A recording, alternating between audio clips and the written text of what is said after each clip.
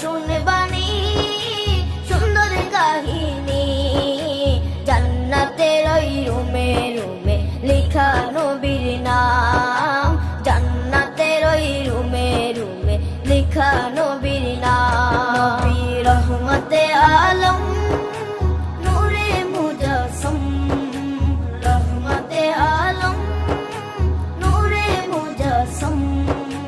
সাহাবীরা আতর বানায় ওই নবীজির ঘাম, সাহাবীরা আতর বানায় ওই নবীজির ঘাম। সাহাবীরা আতর লাগায় ওই নবীজির ঘাম, সাহাবীরা আতর লাগায় ওই নবীজির ঘাম।